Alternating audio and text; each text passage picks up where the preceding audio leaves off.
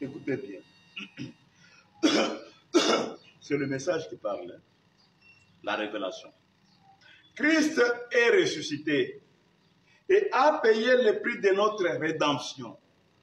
Dieu s'est manifesté en Christ. Il a donné cette chair et ce sang afin que la vie vienne par le sang et que la chair soit rachetée, afin que Dieu puisse se manifester dans cette chair rachetée. Amen.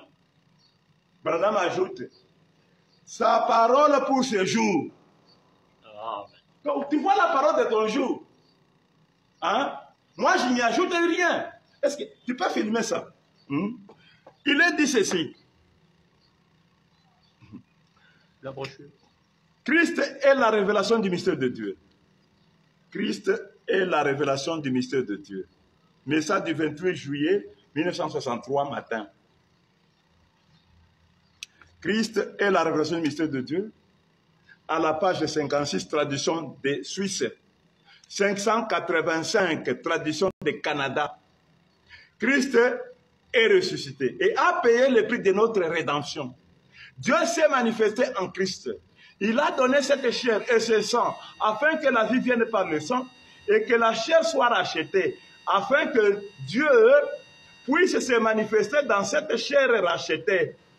C'est sa parole pour ce jour, comme pour autrefois. Quelle gloire! Comprenez-vous ces choses? Il se pose des questions. Oh mon Dieu, quand pourrais-je m'arrêter? Oh! Amen. Voilà ton message. Quand il dit que chacun a son message, chacun les jours où il vit, il y a le message que Dieu avait imparti à cet âge-là. Est-ce que tu as écouté ton message? Hein? Où est-ce que Dieu devrait être? Où est-ce que la divinité devrait être? Que je change seulement le vocabulaire. Qui est-ce qui devrait être divinisé aujourd'hui? Qui est-ce qui devrait être la parole aujourd'hui parmi les humains? Un homme pécheur. Amen. Pas un homme au hasard parmi les pécheurs. L'authentique là, l'original. Adam original.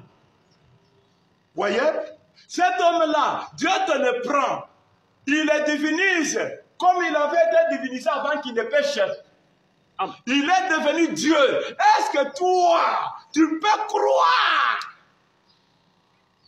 Ou il subit la crucifixion comme les autres avaient crucifié le leur? Est-ce que tu peux croire? C'est ça la question. Trouverai-je de la foi? Que je dise une chose. Le sang ne sauve pas. Le sang est là-bas.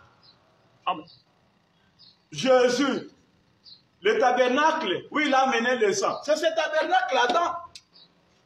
C'est ce pécheur ici qui avait besoin du sang. C'est là qu'il y a le sang. Voyez? Maintenant, quand tu crois, tu es baptisé en lui, parce qu'on entre en Christ par le baptême. Quand tu crois, tu entres en lui. Le sang de Jésus, tu vas le trouver là-bas. C'est en ce moment-là que le sang de Jésus t'appelait. Le sang de lui, Adam, et de toi, son fils. Amen. Le sang de Jésus, là.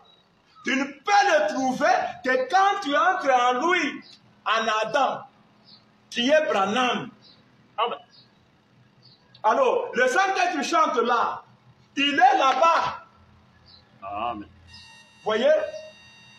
Et maintenant, quand tu entres là-bas, tu ne fais pas d'effort.